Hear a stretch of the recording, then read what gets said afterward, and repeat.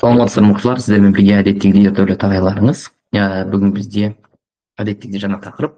Сабағымыздың тақырыбы Америка құрама штаттарындағы азамат соғысы туралы, сол секілді Монро доктринасы туралы айтатын боламыз, иә.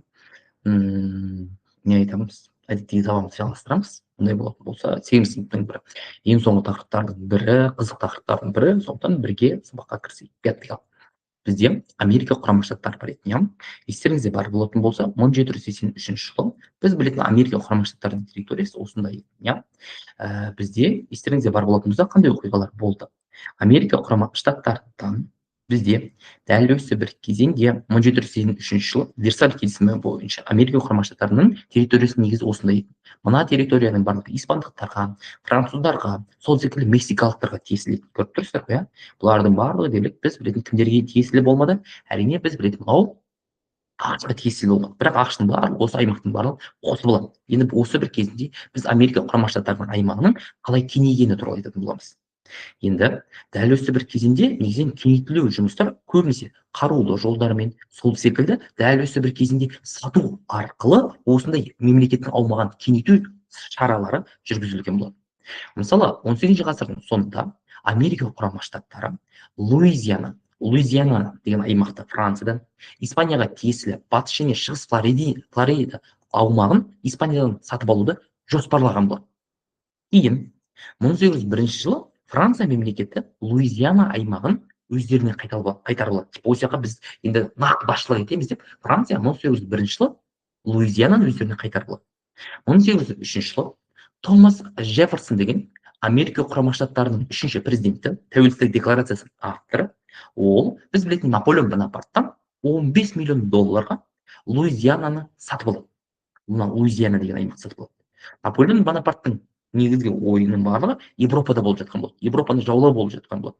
Сол бір кезінде Томас Джефферсон оны 15 миллион долларға Луизиананы сатып алады. Солай Луизиана аймағын дәл осы Америка құрама штаттарына қосылуының арқасында біз білетін мемлекеттің территориясы 2 есеге ұлғайтылған болады.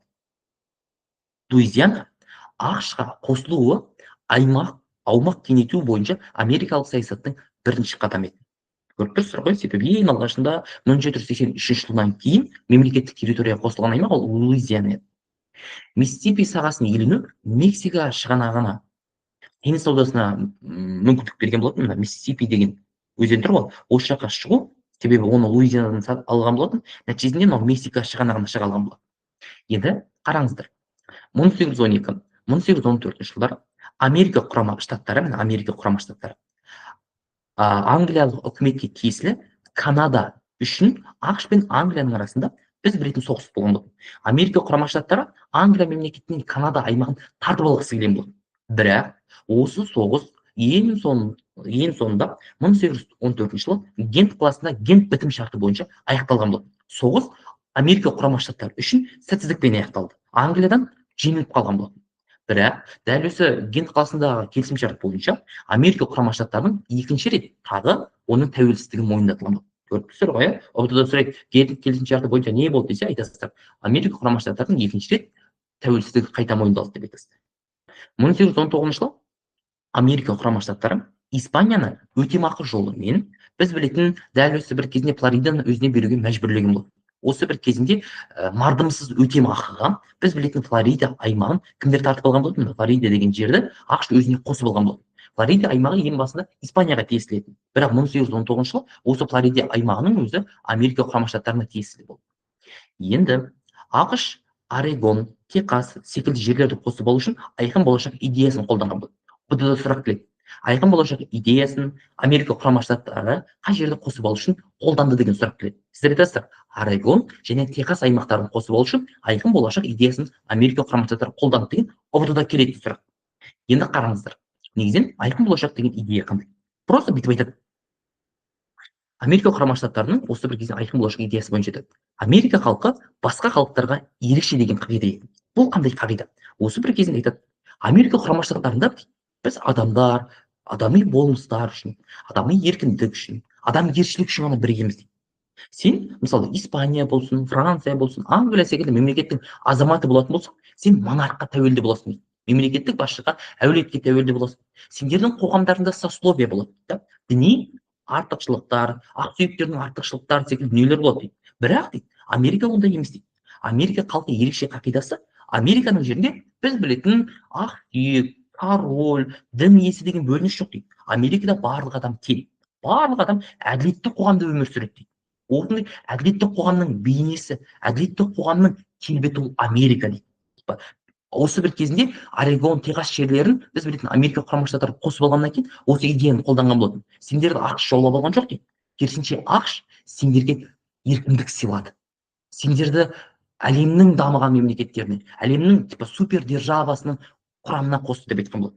Солай ол халықтарға осындай айқын болашақ идеясын ұстанған болады. Сендер демократиялық қоғамда өмір сүріп жатсыңдар. Халықтың билігі бар, халықтың еркіндігі бар, сөз бостандығы бар. Бұл жақта цензура жоқ. Бұл бүкіл адам армандайтын мемлекет болады деп, осы айқын болашақ идеясы арқылы Орегон және Техас аймақтарын өзіне қосып алған болады. Енді 1846 жылы Америка құрама штаттары Орегонның үлкен бөлігін өзіне қосып алған болады. Міне 1846 жылы. 1846-1848 жылдары Америка-Мексика соғысының нәтижесінде, Америка-Мексика соғысының нәтижесінде біз білетін Мексика жерінен Америка құрама штаттары бірнеше аймақты тартып алған болады. Олар Техас, Калифорния, Аризона, Нью-Мексико, Невада, Юта, Колорадо деген секілді бөліктердің бар, мына жақта орналасқан аймақтар бар. Осының барлығын дерлік кім өзіне тартып алды?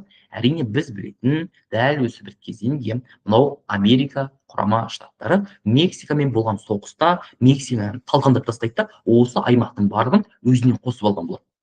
Енді 1867 жылы бар болғаны 7 миллион долларға Америка құрама штаттары Ресейден Алясканы сатып алған болады. 7 миллион долларға сатып алған болады. Ал кейін дәл осы бір кезінде осы Аляскаға жаулап алу арқылы біз білетін Америка құрама штаттары өз жерін Тынық мұхитына шығуға көптеген мүмкіншілік алған болатын. Сол секілді Алясканың жерінен өте үлкен алтын кені табылған болатын. Кейін біз білетін жаңағы ресейліктердің сол үшін бір жері ашылған болатын. 7 миллион долларға сатқан үшін. 19 ғасырдың ортасында ақш аумағы шамамен 10 есеге артқан болатын. 19 ғасырдың ортасы деген шамамен 1850 жылы Америка құрама штаттарының құрылған уақытысына қарағанда, 1783 жылға қарағанда 10 есеге ұлғайып кеткен болатын. Қанша жылдың ішінде шамамен? 70 жылдың ішінде, 67 жылдың ішінде шамамен. Европадан келген көші-қон Батыс Африкадан құлдарды алып келу есебінен біз білетін Американың халқы көптеп өсе бастаған болатын. Только бір туу есебінен емес, америкалық халықтың өзі, қалай айтсам болады, басқа елге, басқа жерден біз білетін Американың жеріне адамдар көптеп қоныстана бастаған болады. Енді 1823 жылы біз білетін Америка құрама штаттарының президенті ретінде Джон Монро деген азамат отырған болды. Монро. Енді қараңыздар, дәл өзі Монро деген билеуші бар. Монро билеушінің тұсында бізден Монро доктринасы деген құжат қабылданған болады. Дәл осы Монро деген билеушінің тұсында. Енді Монро доктринасы дегенімізде, негізі доктрина деген вообще не? Доктрина деген құжат, короче. Құжат ол Американың ендігі принциптері деген құжат қой.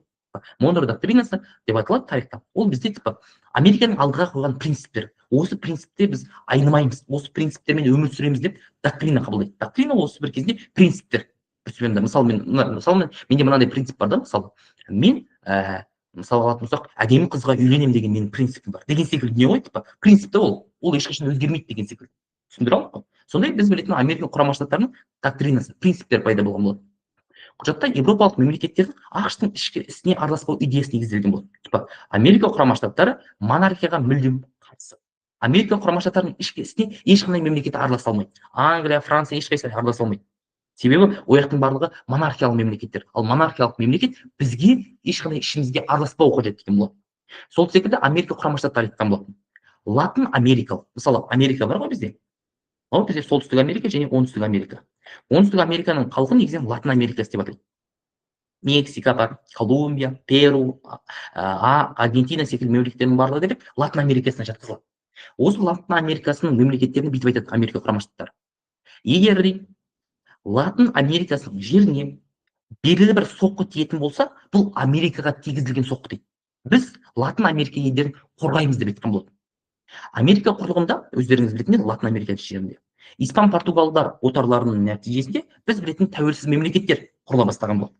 Нәтижесінде Латын Америкасы, Оңтүстік Американың аймағы, Америка құрама штаттары үшін маңызды мүдделері бар аймақ ретінде танылған болады. Америка америкалықтар үшін деген патриотистік сенім де дәл осы Монро доктринасында қабылданған болатын. Америка америкалықтар үшін патриотизм қағидасын. Ол айтады типа, Америка америкалықтар үшін. Америка америкалықтар үшін дегеніміз дәл осы бір кезінде айтады, короче. Ол патриотизм ғой. Қалай түсіндірсем болады сіздерге? Америка америкалықтар үшін деген, типа, біз осы жерде туылдық, біз осы жерде өлеміз. Латын Америкасы болсын, солтүстік Америка құрама штаттары болсын, ол жердің ішкесіне ешқандай мемлекет араласа алмайды. Бұл мемлекеттер тәуелсіз. Бұл мемлекеттер патриот. Типа, біз осы елдер үшін, біз еркіндік үшін, біз теңдік үшін біріккен мемлекеттерміз. Біз осы Америка жері дейді, америкалық халық дейді, Европаның халқына қарағанда ерекшеміз дейді. Олар айтады, мысалы, европалықтарда евроцентристік көзқарас бар ғой, Америкада ондай жоқ дейді. Біз керісінше америкалықтар үшін. Біз өзіміз үшін ғана өмір сүреміз. Типа, біз ешкімге еліктемейміз, біз бөлек бір өркениетпіз деп айтқан болады. Монро доктринасында тағы да біз білетін осы америкалық оқшаулану саясатының негізін қалаған болады. Оқшаулану саясаты дегеніміз дәл осы бір кезінде айтылады Монро доктринасында. Америка құрама штаттарының заттары дәл осы бір кезінде ол оқшаулану саясаты бойынша айтады. Типа, біз ешқандай әскери одаққа мүше болмаймыз. Біз Европада болатын кез келген соғысқа қатыспаймыз дейді Монро доктринасы бойынша. Түсіндіре алдық қой? Оқшаулану саясаты. Біз типа оқшаулану деген мемлекетке ешкімді кіргізбей, мемлекетке ешкім шығаратын саясат емес, ана жабық саясат секілді емес. Бұл просто мынандай бір не ғой, типа біз европалық елдер белгілі одаққа бір-бірімен соғысатын болса, жоқ дейді. Біз ешқандай одаққа мүше болмаймыз. Біз бейтарап боламыз. Бізде оқшаулану саясатын негізінде өмір сүрген болады. Сол секілді Америка құрама штаттары айтқан болатын. Біз монархияға мүлдем қарсымыз. Латын Америкасы болсын, солтүстік Америкасы болсын, ол жақта ешқандай монархия болмайды деген болады. Себебі монархиялы мемлекетте ешқандай адамның еркіндігі жоқ деп айтқан болады. Оның барлығы осы Монро доктринасында айтылған болады. Енді ақш-тың экономикалық дамуы туралы айта кетейік. Негізінен Америка құрама штаттарының территориясы өте үлкен. Дәл осы бір кезінде экономиканың қарқынды түрде дамуы ол ауа райына байланысты болған болатын. Және пайдалы кен байлығы өте көп еді Американың жерінде. Негізінен америкалық штаттар өзі екіге бөлінеді. Солтүстік америкалық штаттар және оңтүстік америкалық штаттар. Дәл осы бір кезінде солтүстік штаттарда көбінесе капиталистік өнеркәсіп өскен болатын. Фермерлік шаруашылықтың барлығы осы бір кезінде солтүстік аймақтарда өскен болатын. Ал оңтүстік штаттарда көбінесе құлдық жүйесі сақталған болатын. Мысалы алатын болсақ, өздеріңіз білетіндей, қара нәсілді адамдардың барлығы дерлік осы оңтүстік штаттарда жұмыс жасаған болды. Қызылмен бейнеленген жердің барлығы ол бізде оңтүстік штаттар. Мысалы алатын болсақ, дәл осы бір оңтүстік штаттарда плантациялар орналасты. Жаңағы біз білетін мақта, темекі, осы бір кезінде біз білетін әртүрлі мынау мақта, темекі секілді дүниелердің өсірілетін огородтарды бізде плантациялар деп атайды. Осы бір кезеңде біз білетін мынау кімдер бар ғой, қалай айтсам болады? Мынау оңтүстік Американың жеріндегі плантаторлар деген жаңағы плантациялардың басшысын, типа огородтардың басшысын плантаторлар деп атайды. Олар көбінесе батысқа қарай жер алғысы келіп отырған болатын.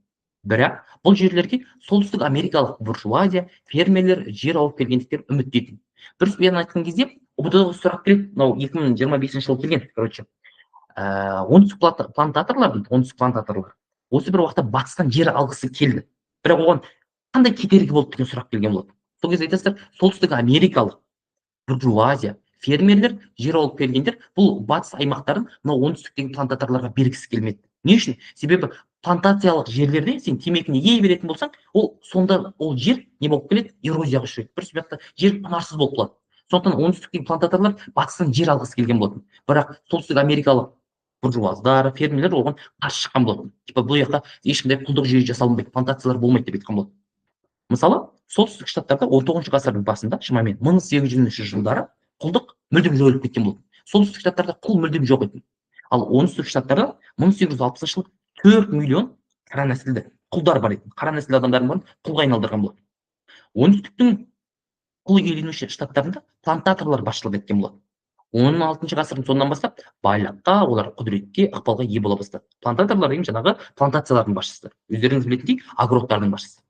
Енді қараңыздар, 19 ғасырдың бірінші жартысында ақш-та буржуазиялық дамудың екі жолы көрінді. Солтүстіктегі фермерлік шаруашылық, оңтүстіктегі құл иеленушілік шаруашылық. Бұл буржуазиялық дамудың ерекше бір екі жолы еді. Көріп тұрсыздар ғой. солтүстіктерде біз білетін жаңағы фермерлік шаруашылықтар болды. Фермерлер, өздеріңіз білетіндей, жерде фермер бар, және сол жерде жұмыс жасайтын біз білетін жұмысшы бар. Ал оңтүстікте қандай болды? Оңтүстікте өздеріңіз білетіндей, ол жерде вообще жұмысшы деген дүние жоқ. Жұмыс істейтін адамдар бар, қара нәсілділер болды. Мысалы, солтүстікте буржуазия, оңтүстікте құл иеленушілер болды. Солай плантаторлар мен құл иеленушілік штаттардың құруға қызығушылық танытқан болатын. Себебі осы плантаторлардың барлығы дерлік дәл осы бір кезінде батыстан жер алғысы келіп отырған болатын. Батыс аймаққа қарай жылжығысы келді оңтүстік штаттардың барлығы. Бірақ бұған солтүстік буржуазиясы өте үлкен қарсылық танытқан болатын. Себебі сендер ешқандай батыстан жер ала алмайсыңдар деп айтқан болатын. Кімдерге? Мына оңтүстік плантаторларға осылай айтқан болатын. Енді біз білетін оңтүстік штаттарда қандай оқиғалар болды? Мысалы, құлдар қатаң эксплуатацияға қарсы тұрған болатын. Эксплуатация дегеніміз не? Эксплуатация дегеніміз осы бір кезеңдегі мынау әділетсіздік. Әділетсіздік деген қандай? Мысалы, саған құлдарды өте ауыр жұмыс жасатқан болатын құлдар. Азында алтыда тұрасың, кешкі 8-де үйге келесің. Сөйтіп ұйықтайсың да қайтадан алтыда тұрасың деген секілді. Тамақты аз берген болатын, құлдарды өте қатты қинаған болатын. Құлдарды ұрып, соғу арқылы жұмыс жасатқан болатын оңтүстік штаттарда. Құлдар оңтүстік штаттарда өте қатты қиналған болатын. Нәтижесінде қара нәсілді құлдардың барлығы дерлік оңтүстік штаттардан солтүстік штаттарға қарай қаша бастаған болады. Солай біз білетін оңтүстік штаттарда тағы бір болған дүние, бізде линч деген сот болған болады. Ешқандай тергеу жоқ, қара нәсілді адамның ойы тыңдалмайды. Ешқандай тергеусіз ақ нәсілді адамның рөлінің жоғары осындай линч соттары болды. Ешқандай тергеусіз соттар болды. Көріп тұрсыздар ғой, сондай бір дүниелер болған болды оңтүстік штаттарда. Мысал алатын болсақ, осы бір кезеңде мынау оңтүстік штаттардағы қара нәсілді адамдарды солтүстік Америкаға жеткізу үшін жерасты темір жолдар салынған болды. Осы жерасты темір жолдары 1830-1861 жылдары біз білетін оңтүстік штаттардан 60 мыңнан аса қара нәсілді адамды солтүстік штаттарға жеткізген болды. Себебі солтүстік штаттарда құлдық жүйе жоқ. Оңтүстік штаттарда құлдық жүйе бар.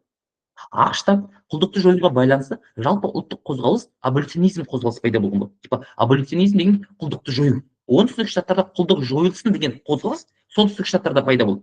Солтүстік штаттар айтады, оңтүстікте құлдық болмасын дейді Американың. Неге құлдық болады? Себебі ол еркіндік, теңдік деген қағидамен біріккен мемлекет қой. Неге құлдық болады дейді. ақш-тағы құлдықты жоюды жақтағандарды аболиционистер деп атаған болды. Енді қараңыздар, бізде негізінен Америка құрама штаттарында екі партиялы жүйе бар.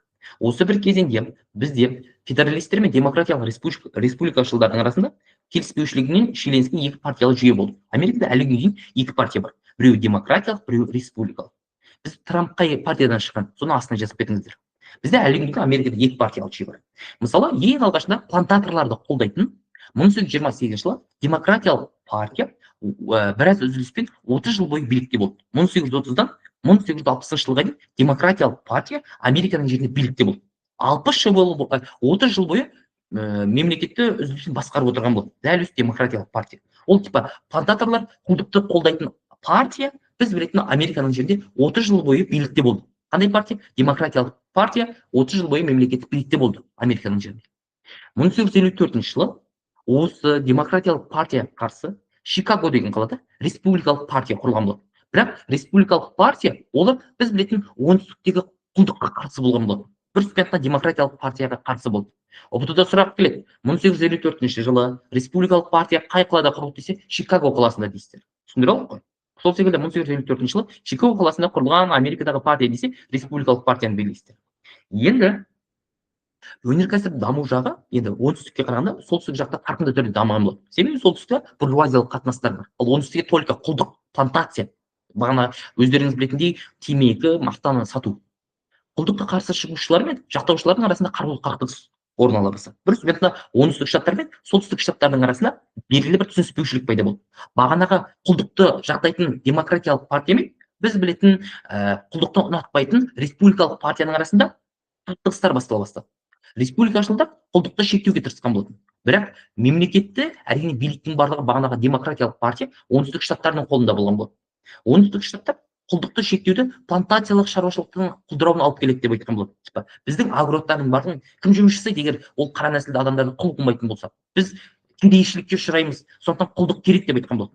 Датово дәл осы біз білетін оңтүстік штаттар ақштан бөлінуді, құлдықты біржолата заңдастыруды жаңа мемлекет құруды талап еткен болады. Бір себептен оңтүстік штаттар солтүстік штаттарға сендердің не шаруаларың бар, біз если что бөліп кетеміз деп олар қорқытқан болады.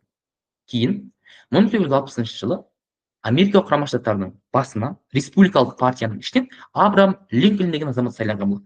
Иә, өте мықты президент. Осы бір кезінде Америка тарихында бойы ең ұзын президент деп айтсақ болады.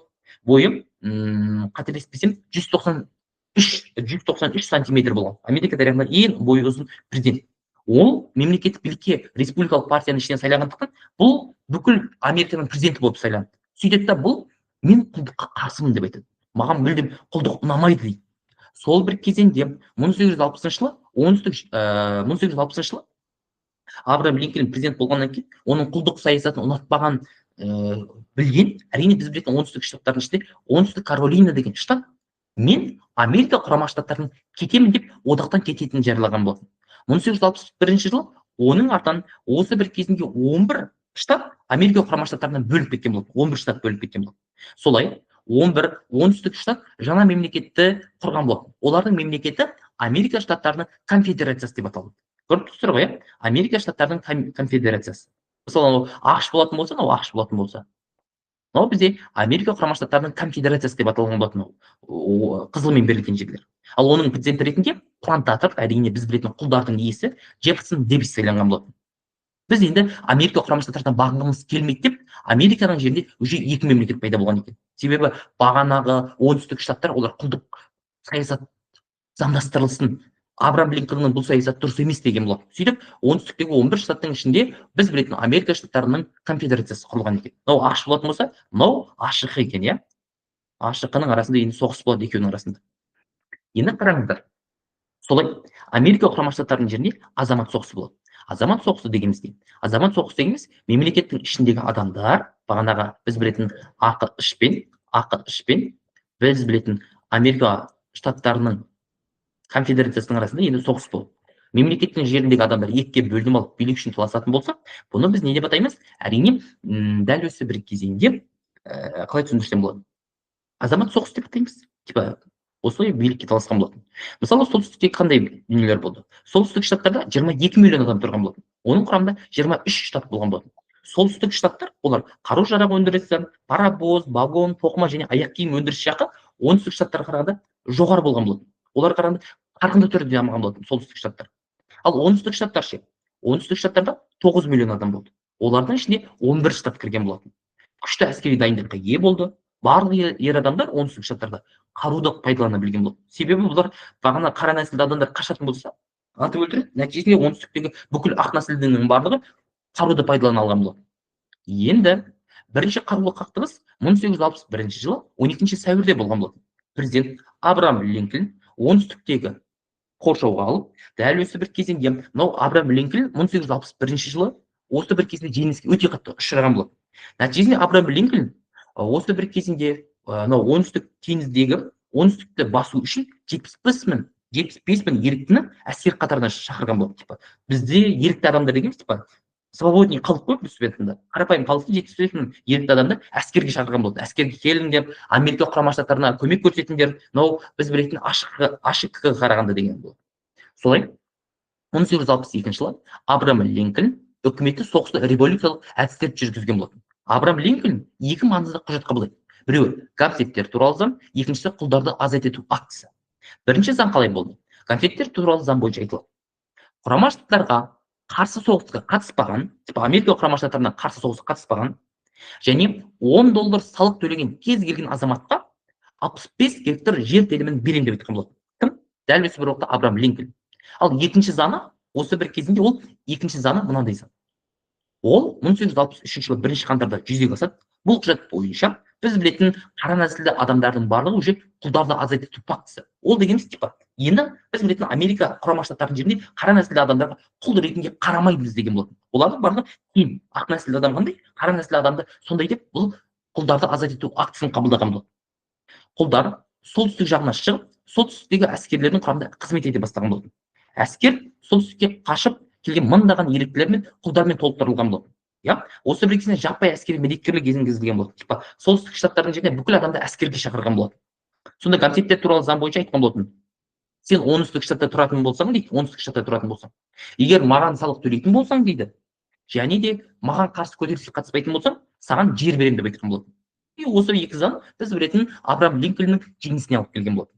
1864 жылы біз білетін Грант, осы бір Грант деген адам болды. Бұл солтүстіктердің басшысы болды. Солтүстіктің басты қолбасшысы болып сайланған болды. Солай Гранттың әскері 1865 жылы біз білетін конфедерацияның астанасын 1865 жылы қоршауға алған болды. Сөйтіп 1865 жылы көктем айында оңтүстік штат жеңіс тапқан болды. Жеңістен кейін солтүстік штаттың басшысы, әрине біз білетін Америка құрама штаттарының президенті Абрахам Линкольн жеңгеннен кейін, осы соғысты аяқтағаннан кейін 5 күннен кейін президент Абрахам Линкольн қаза тапқан болатын. Осы бір кезінде Абрахам Линкольнді театрға шақырады, оны театрда өлтіріп кеткен болатын. Көріп тұрсыздар, мынау тарихи сурет, Абрахам Линкольнді өлтірген. Мына жерде типа бізде Грант белгіленген, бірақ Грант ол жаңағы біз білетін қалай айтсам болады, әскери қолбасшы, иә, әскери қолбасшы. Енді қараңызшы, бізде осы бір кезеңде мынау Грант деген адам бар. Грант ол кім дедік біз бағана айтып кеткендей, ол Америка құрама штаттарының осы кім еді Америка құрама штаттарының дәл осы бір кезеңде мынау Абрахам Линкольннен кейін президент болған адам. Бір қызығы мынандай, біз білетін Грант осы театрға келмейді. Грант театрға келмейді. Абрахам Линкольн өзі келеді да, оны біз білетін оңтүстіктен шыққан штаттың біреуі өлтіріп кетеді. Оңтүстік штаттан шыққан белгілі бір адам біз білетін Абрахам Линкольнді өлтіріп кетеді. Бірақ мынау кім келмейді? Грант келмейді. Грант келмейді, бірақ Грант кейін бізде біз білетін Абрахам Линкольннің орнына президенттікке сайланады. Ол қайдан білді деген секілді сұрақ бар әлемде да. Типа ол бәлкім білді, типа Абрахам Линкольнді өлтіріп кетуі мүмкін деген секілді меніңше. Сөйтіп Абрахам Линкольн дәл осы бір уақытта театрда қаза тапқаннан кейін бағана құлдар туралы акция қабылданды, бірақ қара нәсілді адамдар қоғамда бөліне бастады. Бізде осы бір кезінде азамат соғысының екінші бір кезеңі, осы бір кезінде мынау ол 1865-1877 жылдар болды. Бұл оңтүстікті қайта құрылымдалу деп аталады. Бұл осы бір кезінде азамат соғысының екінші кезеңі. Неге олай аталынды? Себебі дәл осы бір кезінде мынау қара нәсілді адамдарды оңтүстік штаттарда оларға құқық беру еді. Себебі соғыс аяқталғанмен оңтүстік штаттардағы көптеген плантаторлар қара нәсілді адамдарға оларды құл ретінде қараймыз деген болатын. Типа бізге бәрібір деген болатын. Абрахам Линкольн жеңіске жетті, бірақ ол өліп қалды ғой. Ол өзінің бағанағы заңын түпкілікті орната алмады дейді. Сондықтан оңтүстік штаттарда қара нәсілді адамдар бәрібір бөліну қажет деген болды. Осы оңтүстік қайта құрылымдалу деген кезең, азамат соғысының екінші кезеңі, мақсаты елдің оңтүстік буржуазиялық демократиялық қайта құрулары мен құл иеленушілік билігін шектеу еді. Толық билік осы екінші кезеңде біз білетін федералдық әскерлерге берілген болатын. Демократиялық революцияны жалғасу үшін олар жағдай жасаған болатын. Типа осы оңтүстік штаттарда біз білетін бағанағы қара нәсілді адамдарды құл ретінде қарамаңдар деген идея жалғасқан болатын. Жекелеген штаттарда тегін мектептер ашылған болатын. Қайта құрылымдалу кезіне соңына дейін жеткізілген жоқ. Оңтүстікте құлдар жер алған жоқ екен. Яғни мәселе түпкілікті шешілмеді. Дәл осы бір кезінде реакцияшыл плантация иелерінің арасында белгілі бір жаңағы клан құрылған болатын. Бұл кланның атауы Ку-клукс клан, типа белгілі бір ұйым құрылған болатын. Бұл ұйым қара нәсілді адамдарды әрқашан жазаға тартып отырған болатын. Қара нәсілді адамдарды әрқашан өлімге шақырып отырған болатын. Осы бір кезеңде бізде нәсілдік сегрегация деген дүние көптеп қолданысқа ие болған болатын. Нәсілдік сегрегация дегеніміз қара нәсілді адамдарды қоғамнан бөлектеп тастаған болатын. Қара нәсілді адамдар біз білетін ақ нәсілді адамдармен бір көлікте жүре алмайды. Қара нәсілді адамдар ақ нәсілді адамның қасында отыра алмайды. Қара нәсілді адамдар кафеге кіруге болмайды. Қара нәсілді адамдар біз білетін ресторанға кіруге болмайды деп қоғамда сегрегация көрінген болды. Сегрегация дегеніміз нәсілдік сегрегация, нәсіл бойынша бөліп тастау. Ақ нәсілді адамдар қара нәсілді адамдарға жоғары деген дүние осы сегрегация деп аталады. Бөліну саясаты.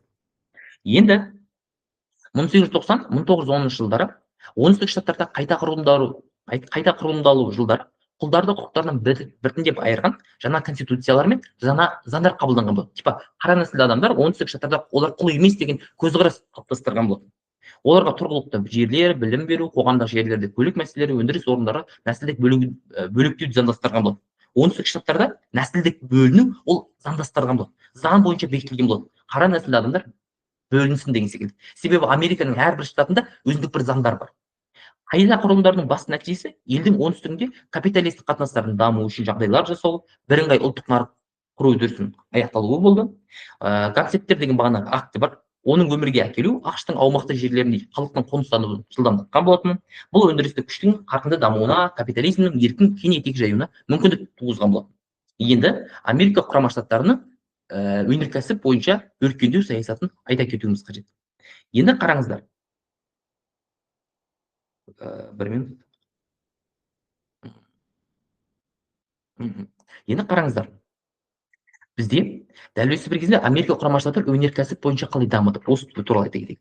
Азамат соғысы аяқталғаннан кейін біз білетін Америка құрама штаттары аграрлы республикадан, себебі оңтүстік штаттарда уже плантациялардың барлығы көзге қойылған болатын.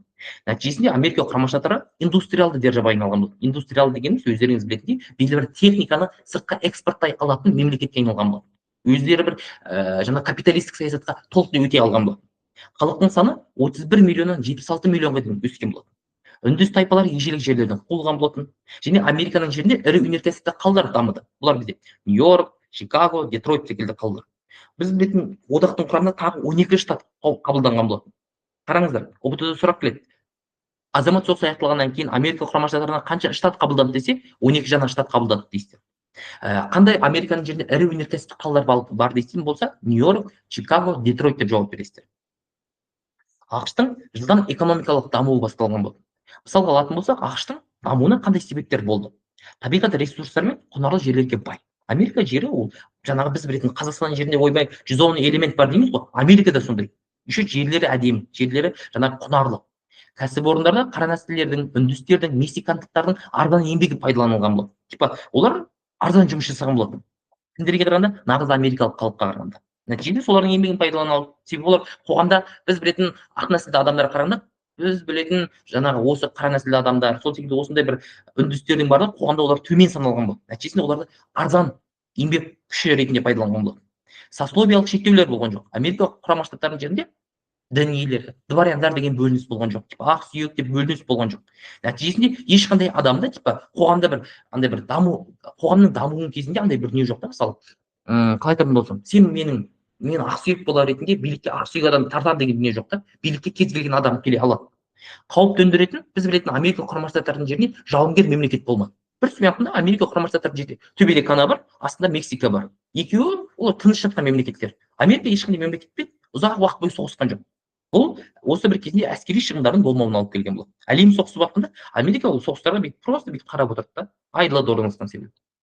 Енді бізде Америка құрама штаттарының жерінде Рокфеллер, Морган секілді отбасылар пайда болды. Бұлар олигархтар, бұлар ақшасы көп адамдар ғой. Осы бір кезінде мынау Америка құрама штаттарының жерінде Рокфеллер деген сөз ол өте бай деген мағынаны білдірген болды. Типа Американың жерінде сен байсың ба, саған Рокфеллер деп атаған болды. Себебі Рокфеллер, Морган деген олигархтар болды. Типа олардың есімдері, олар өте бай деген сөзбен синоним етінде. Мысалы, Американың жерінде бір байды көретін болсаң, сен бүйтіп айтасың: "О, мынау Рокфеллер" дейсің.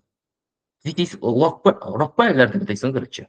Немесе здесь Рокфеллерс деп айтасың.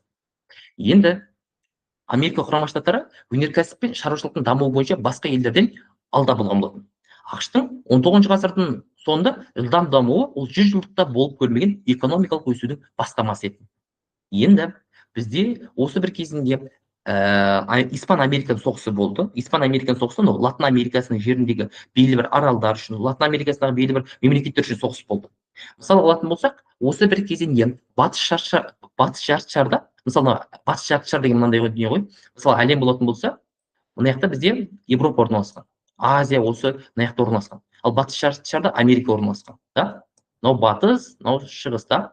Осы батыс жартышарда біз білетін Испания мемлекеті Америка құрама штаттарына қарсы болды.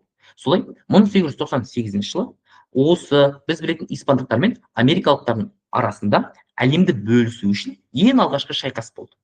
ақш ең заманауи қарулармен жабдықталған теңіз флоты мен дредноуттарды қолданғанның арқасында 1898 жылғы шайқаста Испан-Американ соғысының нәтижесінде Америка құрама штаттары Пуэрто-Рико, Гуам аралын, Филиппин, Куба деген осы 4 аралды біз білетін Америка құрама штаттары өзінің құрамына қосып алған болатын.